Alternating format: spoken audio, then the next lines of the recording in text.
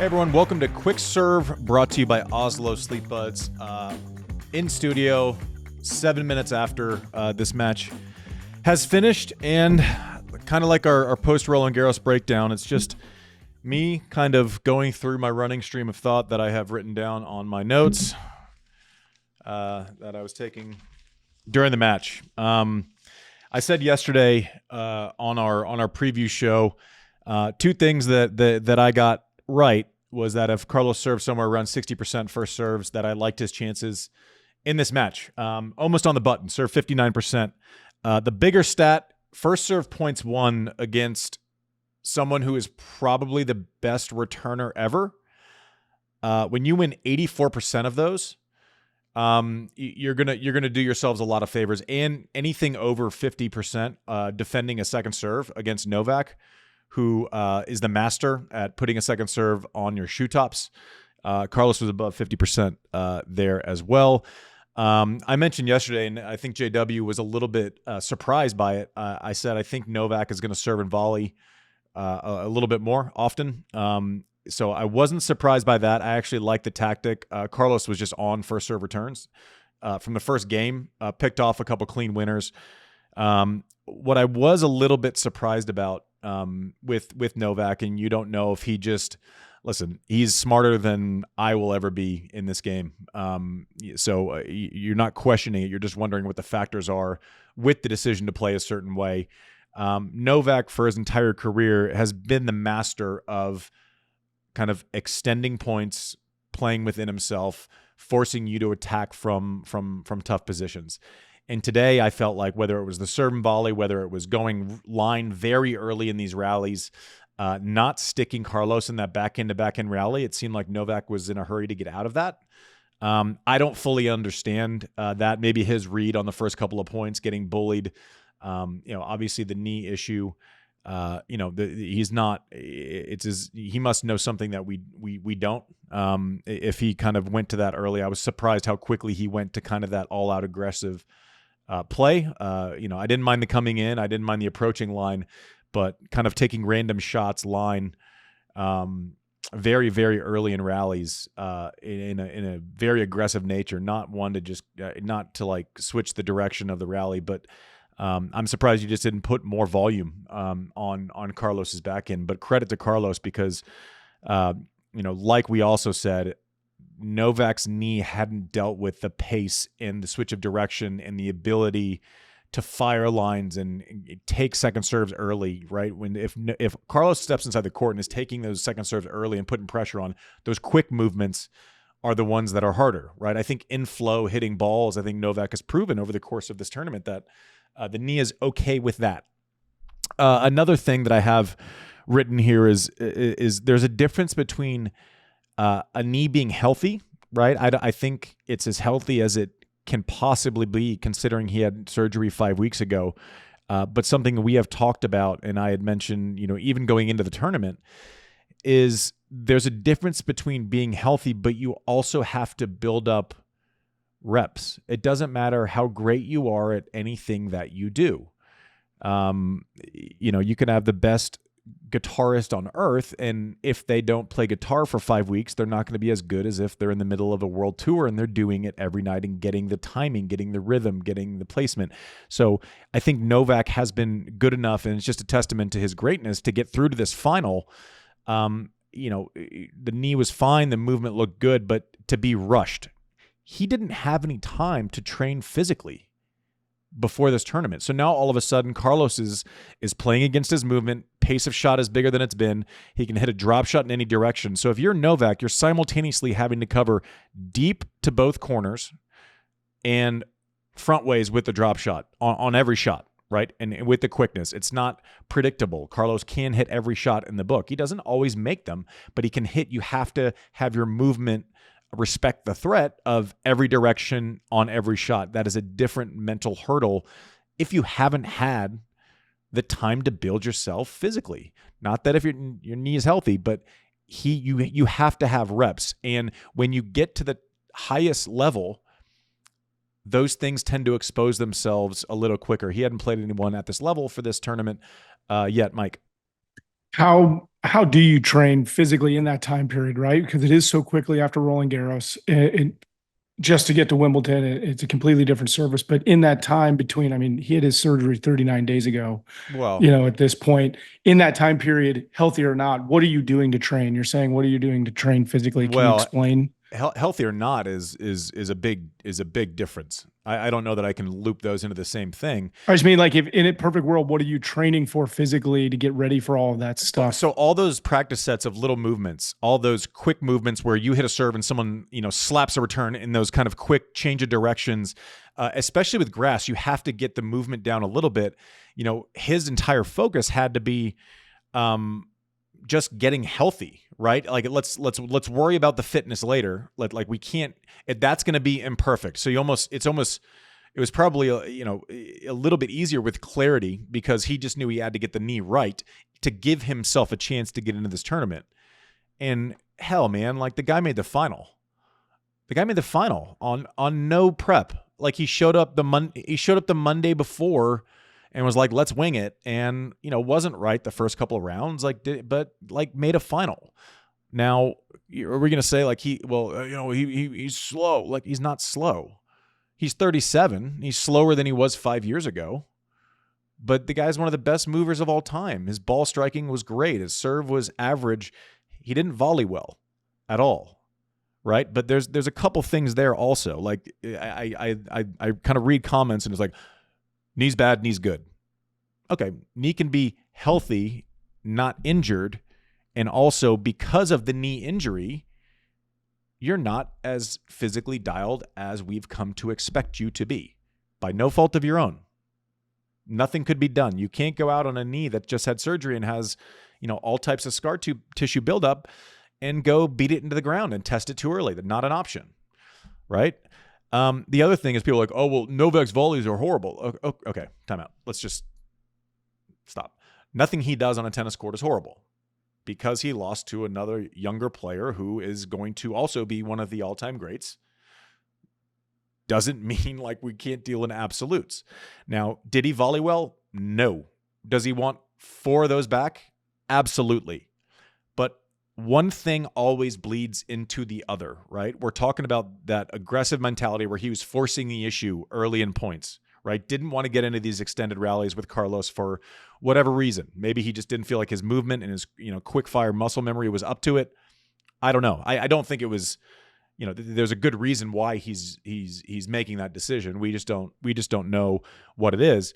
Also, if you're forcing your way into net, whether it be serve and volley, whether it be approaches from maybe imperfect position, you're going to get tougher volleys, right? If you hit great approaches from great positions, you tend to look like a better volleyer because everything's up above your waist, right? That one thing bleeds into the other. If you're forcing it from bad positions and getting forward too quickly, a lot of your volleyers will be tougher and below the net. There is no such thing as an easy volley from below the net against someone who is as fast as Carlos Alcaraz. So people going, oh my gosh, he's missing those little drop shots. They're below his net. He's hitting up to the fastest person on the planet. Not to say he shouldn't pull it off, not to say that he hasn't pulled it off, just saying there's an extra layer with everything you do when you are playing the greats, even if you are a great. What do they always do? I say they make you up your risk profile. Novak had to do that today. Maybe he had to make concessions for his knee, fitness, whatever it may be. Point is, he had to do it. That manifested itself, and it can either go great, you hang in, or it can get away from you quickly. It got away from him quickly. It's happened to everybody. He's done it to other players for 20 years, right? I'm going to lock you down. You're going to have to make decisions that are borderline irresponsible. It got turned today. And, knowing that there's a volley, and let's say you're on the service line, and you have to stick it 15% harder than you would against most people, otherwise you're going to get passed, will manifest itself in more errors at scale. You might be able to get away with it. You might be able to shorten the points. Maybe it's still a better option than staying back. It's easy to say he came forward too often. Well, we don't know what the other way would have been. He obviously felt something that we couldn't feel not being there. Doesn't mean it's the wrong strategy. There just might not have been a right answer today. Simply, maybe it was the less shitty answer. Maybe it was the less shitty strategy. But you have to have reps. You have to be able to play tennis going in. It gets exposed when you level up, I respect to everyone that he played so far in this tournament, Novak or didn't play, missed a quarterfinal match. Alcaraz has the ability to cause you to react way more often. It's not in your control as often as it is against other players. No disrespect for those other players. Alcaraz is just different gravy. You have to respect him coming in. You have to respect his movement from 6 feet behind the court. He can knock your head off or hit a little soft drop shot, and you have to look for both of those in the same quarter of a second rep over and over and over again. All right, you chuckers, as you know, I've had my battles with travel messing up my internal clock, but I've found something that really helps. Oslo Sleep Buds. These bad boys block out snoring bed partners and are way more comfortable than AirPods. Yes, I said it. You can easily side sleep in them. With over 10 hours of battery life, they block out noise like a dream and come with specially designed noise masking tracks to help you sleep soundly. I prefer, that's right, the Babbling Brook. Turn the Bluetooth on. You can stream anything, turn Bluetooth off, and they'll still play those masking sounds. They even have a built-in alarm to wake you up without disturbing your partner. And here's the kicker. In an upcoming update, they'll detect when you've fallen asleep and automatically switch from streaming to noise masking. Plus, full sleep tracking and analysis are coming soon. Right now, you can save up to $120 if you pre-order them through our website, oslosleep.com. Don't you dare miss out, you chuckers. I thought Alcaraz returned beautifully today. Like, first serve returns were phenomenal. Hitting clean winners or getting into a position of kind of control of the rally against Novak off of its first serve is unheard of. It's just unheard of. But he has the ability to take the racket out of your hand. Another thing that won't get talked about ever, nobody will mention it, is Carlos didn't have a great chip forehand. Like, you can always tell when someone chips a forehand return, that means they were looking backhand. It's like when a hitter's looking fastball and then all of a sudden pokes a single through the other side off of a changeup. That is brilliance, right? That's not looking forward and still finding a way. Carlos hit some clutch chip forehands where he was obviously looking backhand on the return side, but then got himself to neutral off of a quick reaction. I don't know that he had that shot as often and as good 3 years ago.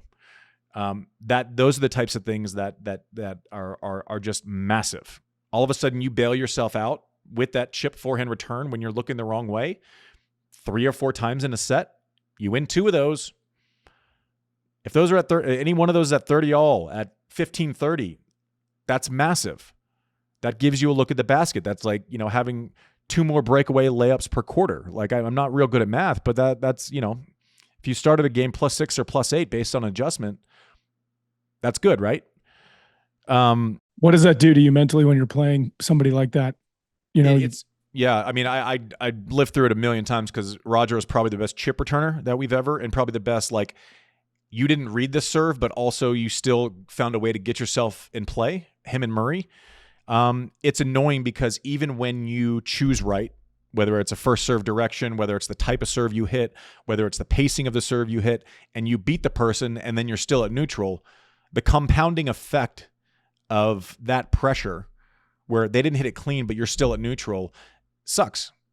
It's hard. Like, and no one else, 99% of the people watching don't know that you just beat him on that little micro exchange, of which there are thousands during a tennis match, but yet you still have a backhand that you don't like hitting up to the person from a neutral position, even though you kind of won that mini battle. So Carlos doing that, and especially being able to cover the court that normally you chip down to that forehand.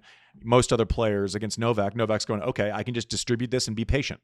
Like, I can run you this way, I can hit it behind you.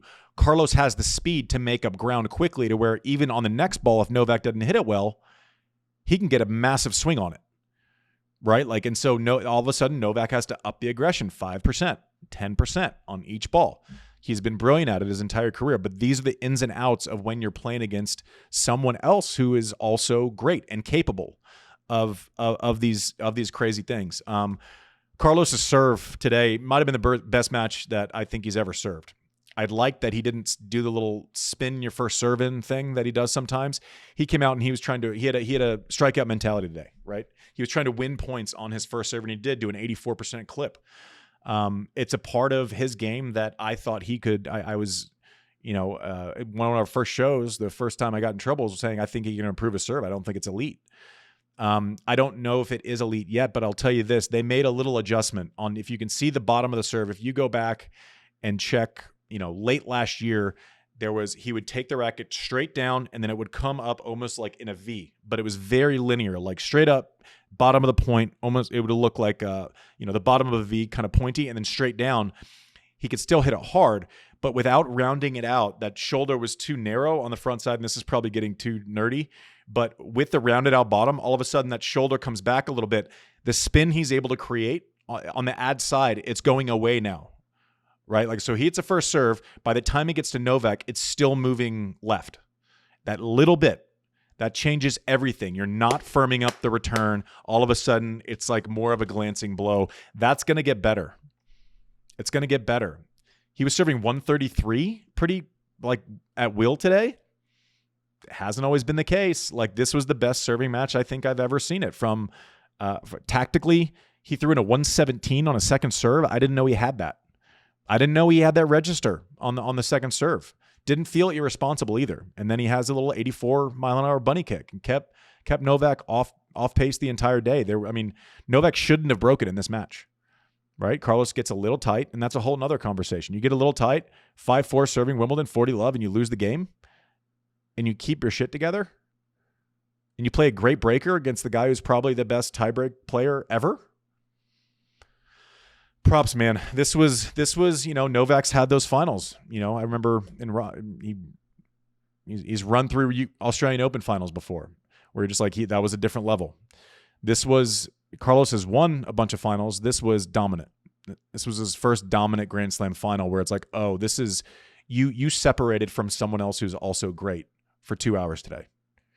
I don't know. Like, there was a lot of conversation, and this is just getting really fun because, the other thing is we can't be victims of the moment, right? Like, I remember after Indian Wells or after whatever, Novak has it in there. Is he as good every single day as he always has been? No. Can he still get through a Wimbledon? Like, think about like getting through a Wimbledon final, like on a knee that you had surgery on 3 weeks ago. Don't treat this match like any kind, or this tournament like any sort of disappointment. No form coming in, average fitness throughout the year, lots of stops and starts, not a lot of reps. Wimbledon final. And you lose to a guy that's otherworldly and dominant.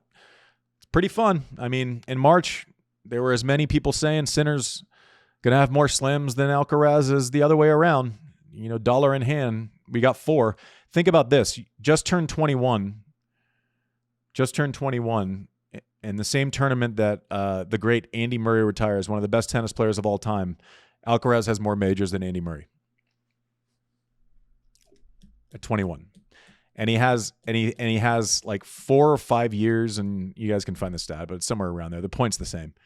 He has like 4 or 5 years to complete, to be the youngest to complete the career Grand Slam in Australia. He has like 4 more Australian Opens, where if he wins it, he's the youngest to wait. Say that again. To be the youngest to do it, he still has 4.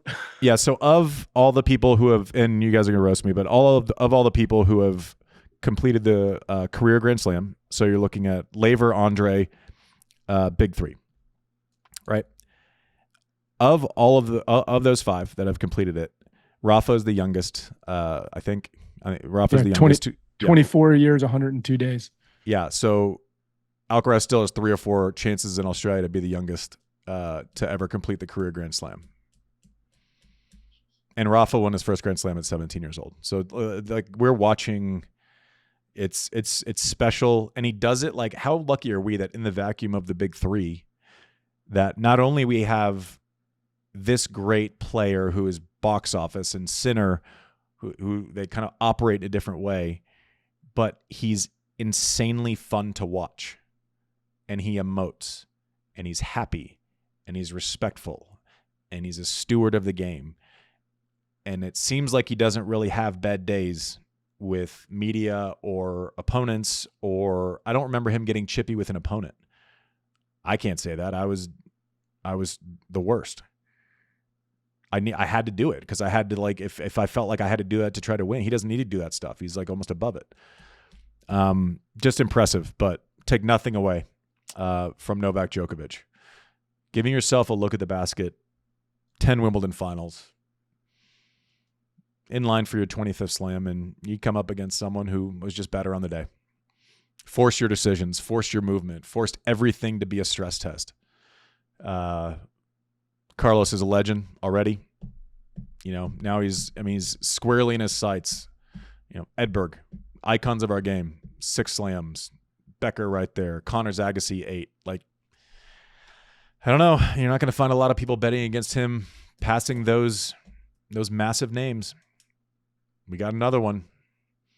Yeah, I'm interested for you to talk to Wertheim about this in our recap show. Yeah. We'll be on T2 tomorrow night. Yeah, we're going to get in. We're going to finish this up. We'll wrap this. This has been Quick Served, presented by Oslo Sleep Buds. But just respect on Novak's side. It's a pleasure. It's been a pleasure to watch the way that he goes about it. I thought he was very classy in his post-match remarks today. And Carlos Alcaraz is already a legend and is going to continue marching that way. The fun one's going to be like, okay, we'll give you guys a little question that you can respond in the comments to this. Who ends up with more slams, Alcaraz or Swiatek? Wow. All right.